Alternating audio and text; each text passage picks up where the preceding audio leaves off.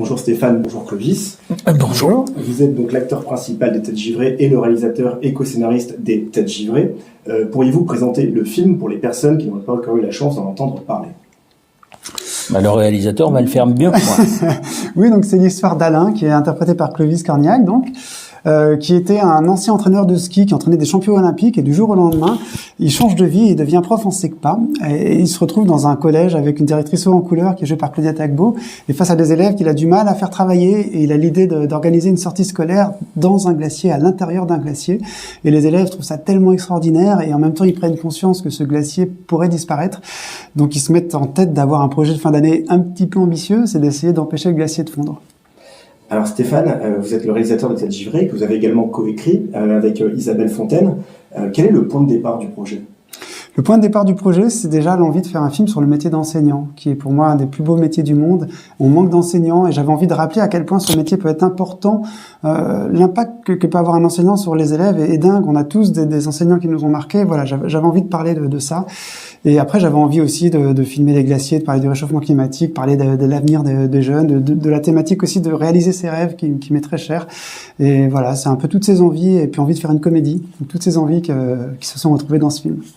Alors c'est vrai que le film a un côté assez idéaliste, qui est aussi porté par Stéphane, qui représente un peu cet idéalisme, puisque votre personnage, du coup Clovis, est un idéaliste qui a été marqué par la vie, mais qui a cette envie d'aller vers les autres et de les pousser à persévérer, à aller de l'avant. Est-ce que vous vous sentez proche des valeurs de ce personnage? C'est toujours un héros de film.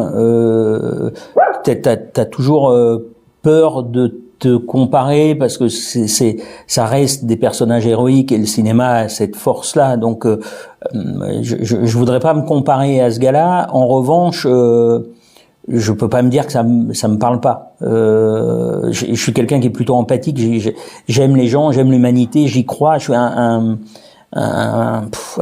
guerrier optimiste, quoi. C'est-à-dire, je crois vraiment que rien n'est fatal. Donc, il y a comme ça des points communs. Mais je suis gâté par la vie aussi. Donc, c'est toujours pareil. Je parle d'un endroit où c'est pas désagréable. Donc, c'est toujours plus facile que pour d'autres. Quel est votre meilleur souvenir sur le tournage avec ce groupe de jeunes qui est assez épatant dans le film, à l'un comme à l'autre? Moi, je pourrais pas répondre à cette question. Il va y répondre. Je vous le dis très clairement. Je ne sais pas classifier le meilleur. Je n'arrive pas à hiérarchiser les souvenirs, et je n'arrive pas à sortir. Dès que je sors un truc, je me dis mais non, il y avait. Donc j'y arrive pas. Donc je répondrai pas à cette question, mais c'est pas par manque de volonté. Mais vous avez. Je bottais un touche aussi, parce que moi j'ai plein de souvenirs merveilleux, et j'aime chaque scène, et on va dire mes meilleurs moments, c'est les moments de jeu, d'harmonie entre les comédiens, quand il y a une petite alchimie, une petite étincelle qui se passe. Voilà, moi c'est mes moments de bonheur les plus forts, mais il y en a beaucoup dans le film.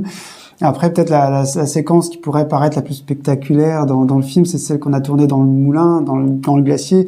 Là, en termes de jeu d'acteur, il y avait moins d'intensité, mais c'était complètement dingue.